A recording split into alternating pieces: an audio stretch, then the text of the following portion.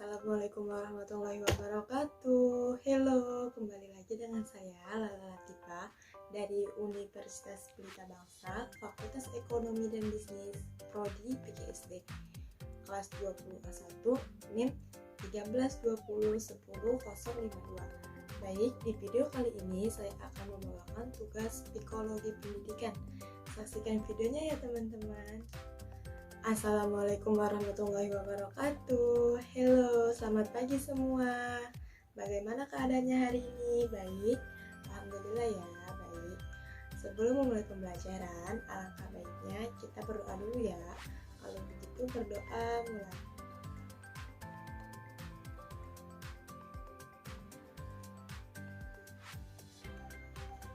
Berdoa selesai. Baik, dibuka buku IPA-nya ya. Hari ini kita belajar tentang adaptasi morfologi pada tumbuhan.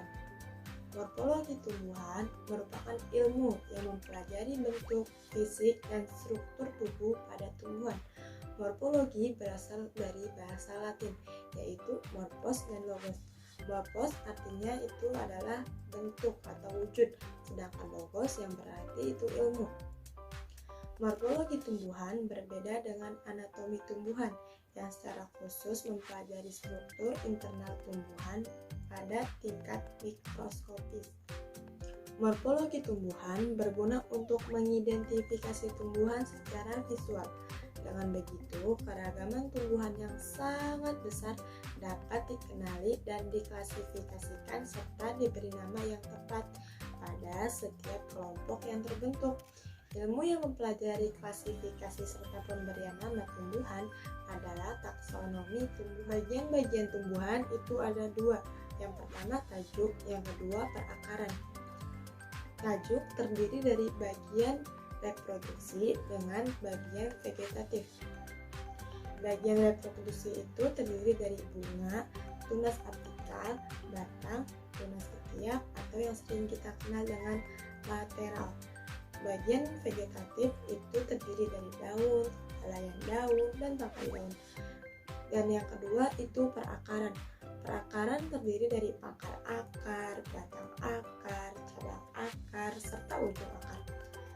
Bagian tumbuhan yang secara nyata dapat menunjukkan perbedaan atau diferensi dinamakan kormus yang merupakan bagian pokok pada tumbuhan. Terdiri dari 3 bagian yaitu akar, batang, dan daun. Organ-organ lain dapat digolongkan sebagai organ sekunder karena terbentuk dari modifikasi bagian pokok atau kombinasi bagian-bagian pokok yaitu kuncup terdiri dari modifikasi batang dan daun, bunga terdiri dari modifikasi batang dan daun, duri modifikasi dari dahan maupun daun. Alat pembelit dapat berupa modifikasi daun maupun dahan. Yang pertama ada umbi, modifikasi dari batang, rimpang, modifikasi dari batang serta daun-daunnya, umbi lapis, modifikasi dari batang dan daun. Selain itu, pada organ tumbuhan tertentu dapat ditemukan alat-alat yang lain, biasanya lebih kecil atau lebih halus yang dinamakan alat tambahan atau alat pelengkap atau juga organa eksterior. Misalnya ada rambut atau bulu, sisik, dan juga lentisel. Yang selanjutnya ada alat hara. Masing-masing organ tumbuhan memiliki fungsi untuk menunjang kehidupan pada tumbuhan. Organ yang berkaitan dengan pencairan serta penyerapan makanan bagi tumbuhan disebut alat hara atau organum nutrivum yang terdiri dari daun, batang, dan akar. Bentuk daun yang berbeda-beda sesuai dengan tempat hidupnya. Nah, bisa dilihat dari gambar ini ya.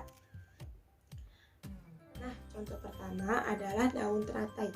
Daun teratai yang tipis memungkinkan tumbuhan teratai ringan dan tidak banyak menyimpan air, sedangkan bentuk daun yang lebar memungkinkan jumlah stomata yang lebih banyak sehingga proses penguapan berlangsung lebih cepat.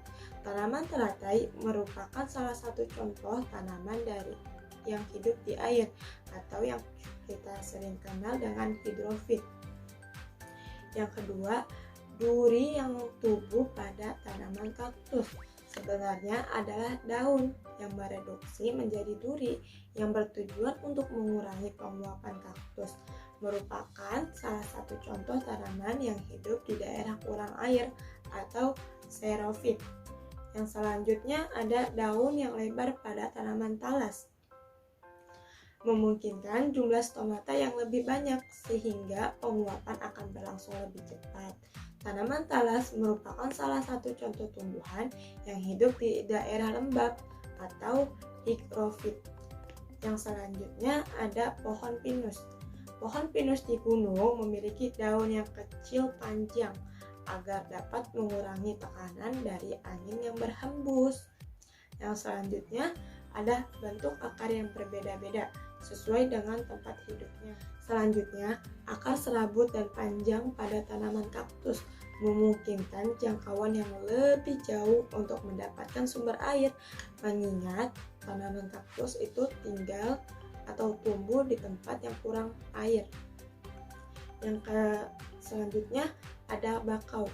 Bakau memiliki perakaran tunjang yang mampu menyangga berdirinya batang dan sebagai alat bantu dalam penyerapan oksigen. Demikian pembelajaran IPA hari ini yang membahas tentang adaptasi morfologi pada tumbuhan serta bagian-bagiannya.